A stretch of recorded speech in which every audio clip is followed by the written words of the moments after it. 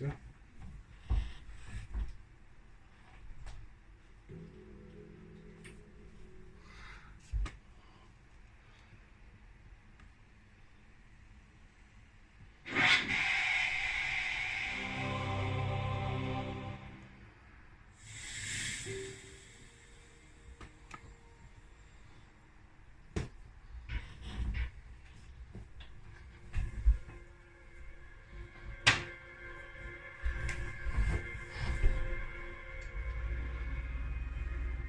As someone working in politics in DC, what do you think about fake news? I would use fake news as a weapon because it's out there. Germans use chemical weapons, the British use chemical weapons. What are you going to do? It doesn't mean you like chemical weapons, it means you do what you have to do. I've tried some fake news. I don't even remember. We've tried some things. Yeah, there's terrible negative potential consequences, but so what? That's what I say. So what? What's the big deal? We've always taken the position in this country, let it all come out, let the people judge. Despite the dangers. But how can the people judge fake stories and lies? Or do you think we're in a post-truth moment? Oh, I don't know. I mean, what is truth? You study philosophy. There is no reality, there's only perception. So when you say, are we in a post-truth moment, most philosophers on all sides would tell you there was never any such thing as truth to begin with.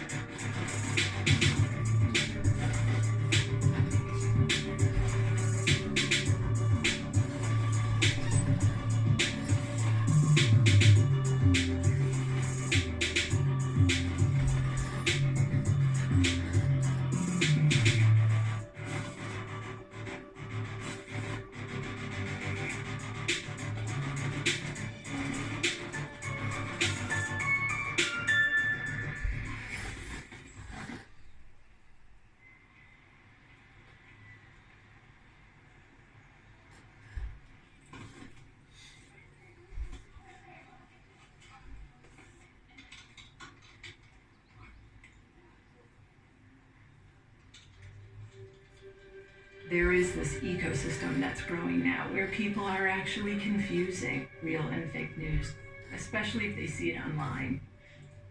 This post-truth culture that we're living in has real costs to the people who are victimized by those who come up with these theories and themes. People have suffered because of false news that's being spread online.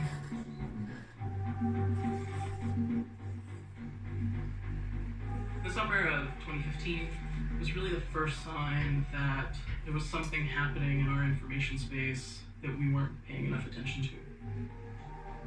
There was a 2-month-long military exercise that was occurring in the American Southwest, Jake home, and this conspiracy emerged around it that President Obama was going to round up political dissidents and put them in camps in Texas.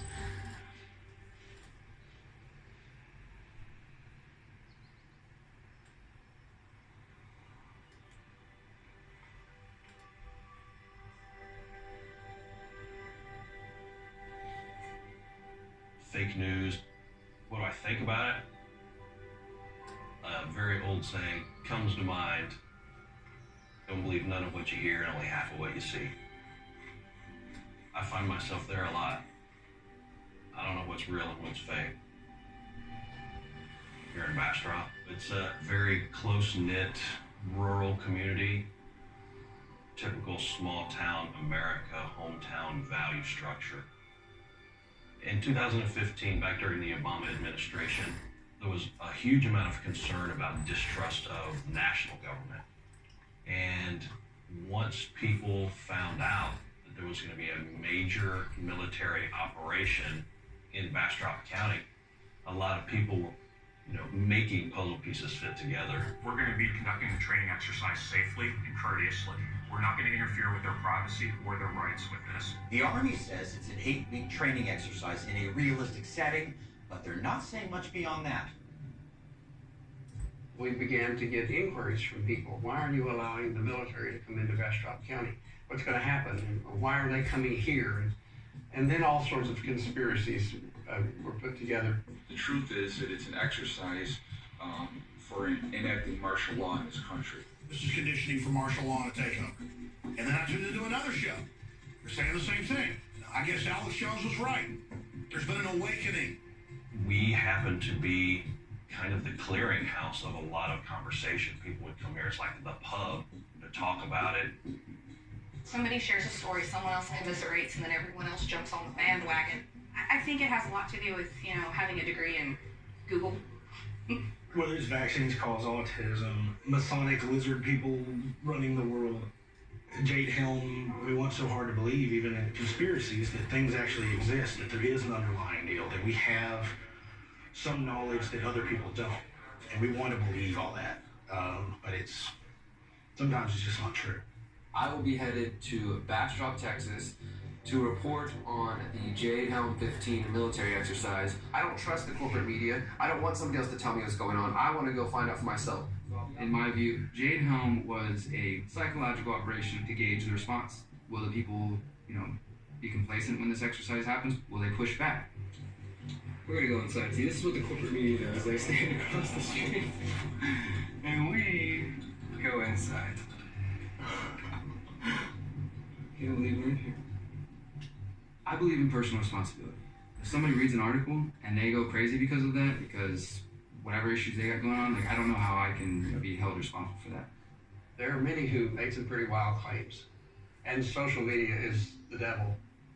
So, in my interest in open government and in transparency, I said, well, let's just have a town hall meeting and explain this to everybody. Colonel Astoria came, and we asked him to explain to everyone who was interested what exactly the operation was going to entail. Jade Helm is simply just a challenging 8-week training exercise for unconventional warfare, and it's an exercise that we conducted throughout Texas, New Mexico, Arizona, and Utah. Would the Commissioner's Court consider reversing their invitation to these guys? And would the court be offended if I told the Colonel that I didn't believe a single word that he just said?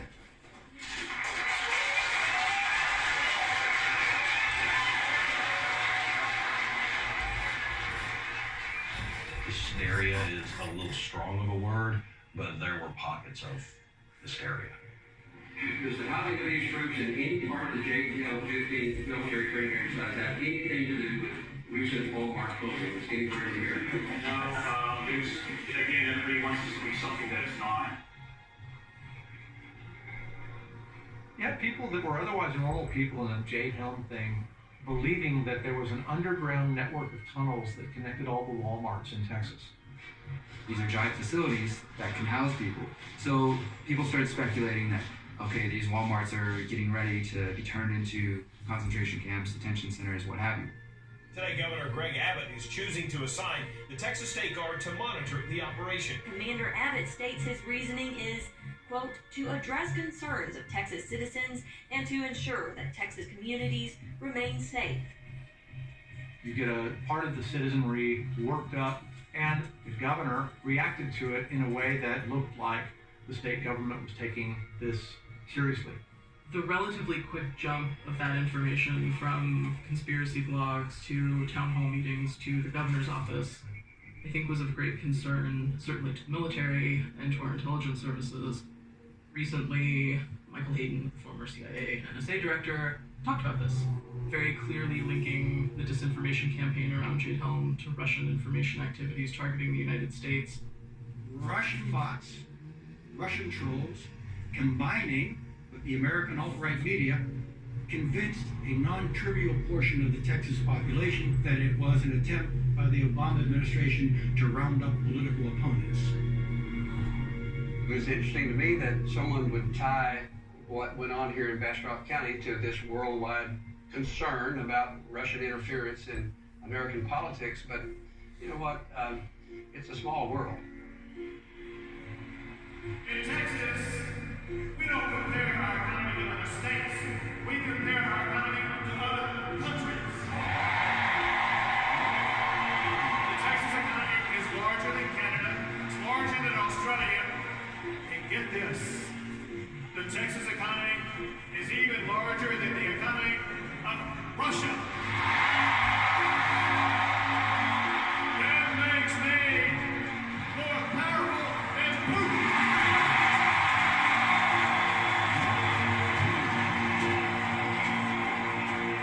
was a test.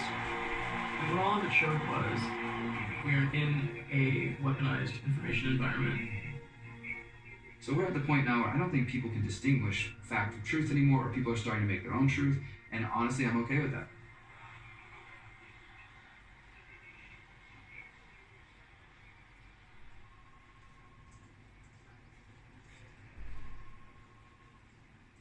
I have about 8 different daily digests that come into my inbox every morning from different Facebook pages and other things that we've started tracking over time. I scan hyper-partisan stuff from people who tend to propagate misinformation.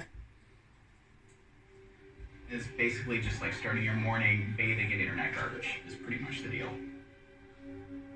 I have been looking at false stories since 2014. There were a handful of journalists and researchers who were interested in this stuff, but it wasn't what was the main focus of the world. And in the span of a few months, that completely changed. At the end of 2016 was Trump's victory. What we found was the core key time before Election Day, the fake stories got way more engagement than the real news stories about the election. And as soon as everybody, journalists, politicians, researchers, started scratching the surface, they were like, holy crap, look at what's here. And then right after the election, we had Pizzagate. Somebody walking into a DC pizzeria with a rifle and firing it off, and realizing that that was a result of this person consuming conspiracies and misinformation. I think that freaked a lot of people out.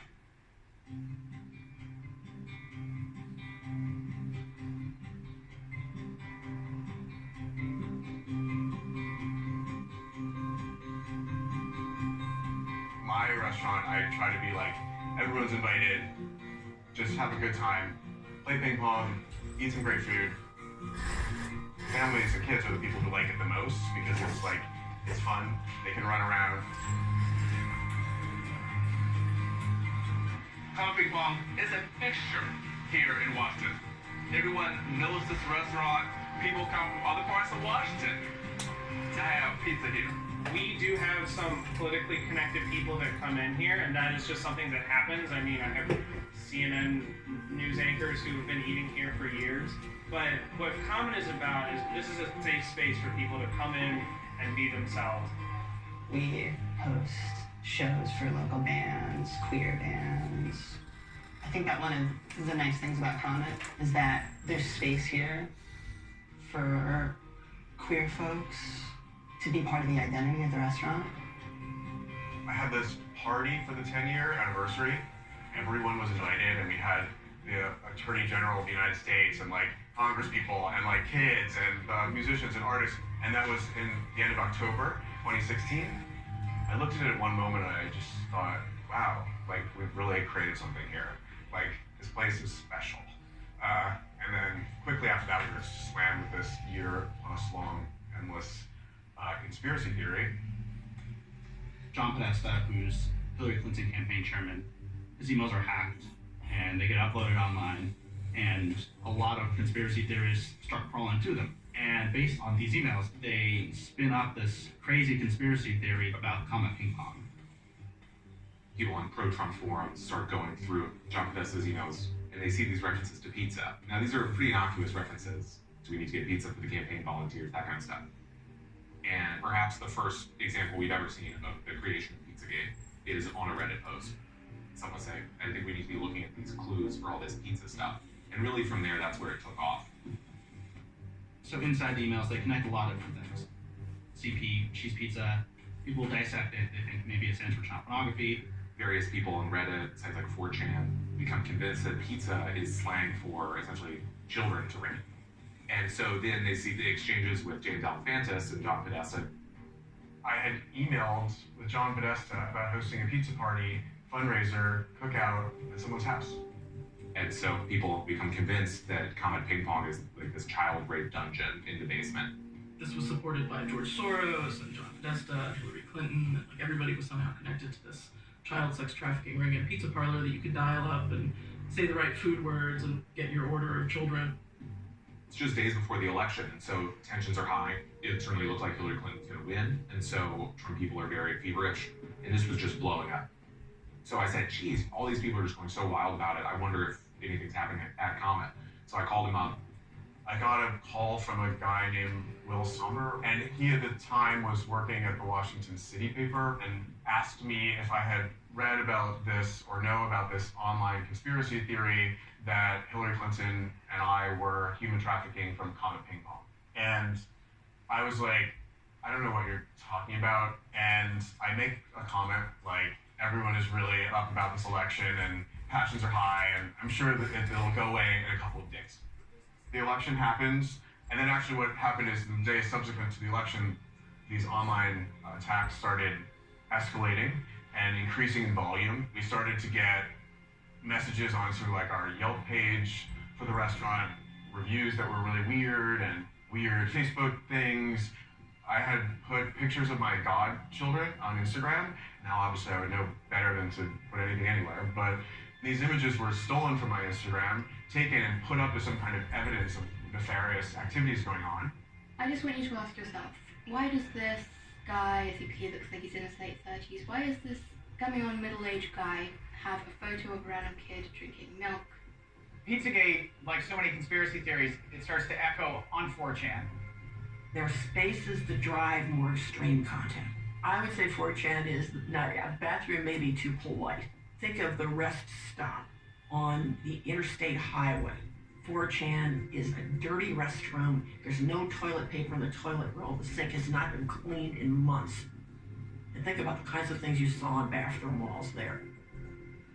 It builds on the internet, and it starts getting picked up by various right-wing pundits. You know, Alex Jones starts promoting it all the time. Pizzagate is real. The question is, how real is it? What is it? Something's going on. Something's being covered up. It needs to be investigated. You just call it. InfoWars becomes the Pizzagate network for a bit.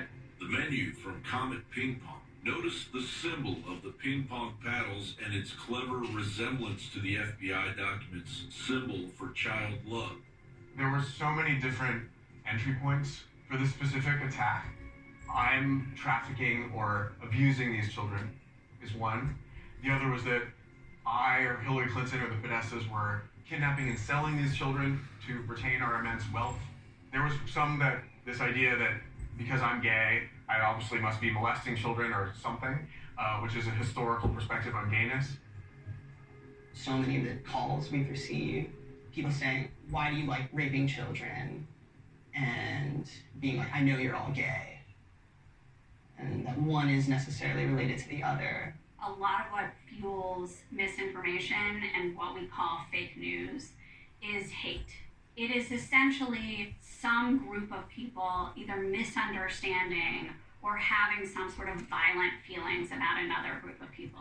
And in the case of Comet, those who decided to target James found a little bit of hate and malice in the piece of Comet that is welcoming to the LGBTQ community.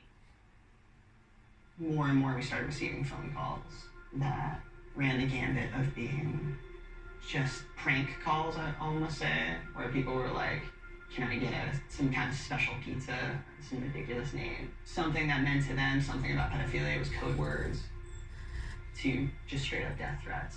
People saying, gonna kill you, or we know what you're doing, we're gonna stop it, you're going to die. We know where you live, we are coming to the restaurant, we're coming to get you, you need to kill yourself. There was a specific one where someone said, I'm going to come to your restaurant with a machine gun and kill everyone inside and cut your guts out and watch you die on the floor or whatever. And I was like, this is scary. What I was doing every single night was going online and checking Reddit, checking 4chan. Reddit had a new subreddit that had been started specifically for Pizzagate. It went from, within a week, 0 followers to 22,000 people who were subscribed to it. 1,500 of which were active at any given point, growing and growing and growing and growing. And even if they only spend 5 minutes a day trying to destroy my life, 22,000 people have more 5 minutes a day than I have 24 hours in my day. There it is. There it is, guys. So we're gonna go in and we're gonna infiltrate Comet Pizza. I got a phone call from someone who said, hey, I just want to let you know that I'm a friend of yours, and a guy named Jack Posobiec is in there filming you right now. I turned it off. I understand that to you, this is maybe like a game, but considering that I myself staff have received death threats.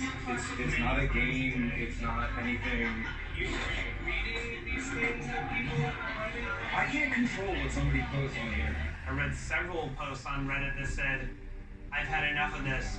If I don't post back here in 3 hours, it's because I've been killed. I'm grabbing my shotgun and going into combat. We were in real deep fear, like serious fear.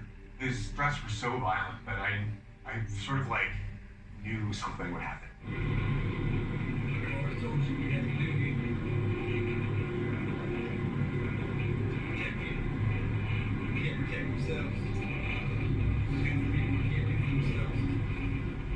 So it culminates with Edgar Madison Welch driving up from North Carolina. He's one of the people who's been consuming all this stuff, and he's become convinced that there really is a child rape dungeon in the base of the Comet Ping Pong. He wanted to come up here and save Detroit. He's a father himself. He had 2 young daughters. He was a classic InfoWars listener, follower. You know, people will be looking at it. I may take off a week and just only research this and actually go to where these places are and stuff. In fact, I'm looking at getting on a plane. I can't just say something and not see it for myself. They go to these pizza places. There's like satanic art everywhere. Part of the pitch is get out there and help us unearth the truth. It turns people into a type of vigilante in which they're out there seeking what they think is justice. In the case of Pizzagate, Guy puts children in danger because he thinks he's rescuing children. We had this restaurant filled with families eating. Sunday afternoon, and Edgar Madison Welch walks in this front door with a loaded AR-15 assault rifle, fully exposed, also with like a handgun and a knife, it turned out, and like walks through this restaurant.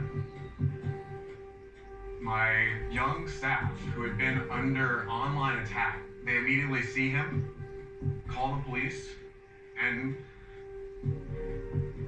go like table to table, telling each table that they need to go, like leave the building. And so each table, the customers are like, oh no, we're fine. Like, we're here to support you. It's okay. Like, we'll just keep eating or whatever. And these kids are like, no, you don't understand. There's a guy here with a gun. So they evacuate the building. This isn't a joke. Get out of the block. Police have shut down the street, and riot SWAT teams are closing the building and the street, and leaves this gunman alone to search the restaurant or do whatever he's gonna do. First thing that he did was immediately walk towards the back room. I'm not sure what he thought he was going to find back here, but I think that he thought that this was the place where Hillary Clinton would be, or he was going to walk back there and find John Podesta or George Soros or someone, pulling things off of the wall, trying to pry apart the stage, flipping ping pong tables over. He was trying to break anything that he thought was obscuring his view, but he came over here to the only locked door in the entire restaurant, which is our employee closet. He shot through the door, which is a pretty dirty but innocuous employee closet. Houses our coats. Realized there were no children being held here. Came out of the restaurant, came out with his hands up to a sea of police. We got a guy coming right now. We got a white male subject coming out of the location. Hands in the air. Don't nobody move. Don't nobody move. Stay where you are. Bringing towards you. I got him. Keep going. Keep coming to my voice. Do not turn around. Stop.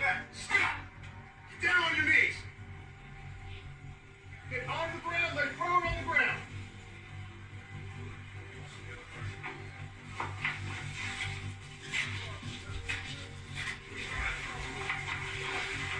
Sir, do you work there? No, sir. Are you in the location right now? Nobody is. What else are you doing in the location? Making sure there's nothing there.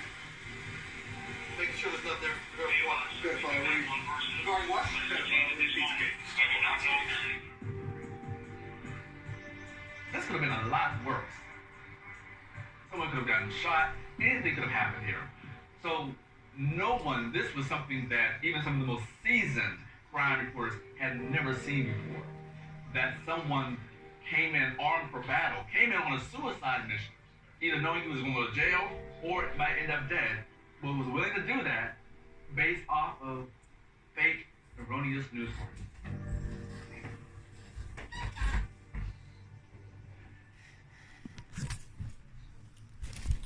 Today, the term fake news has become totally weaponized.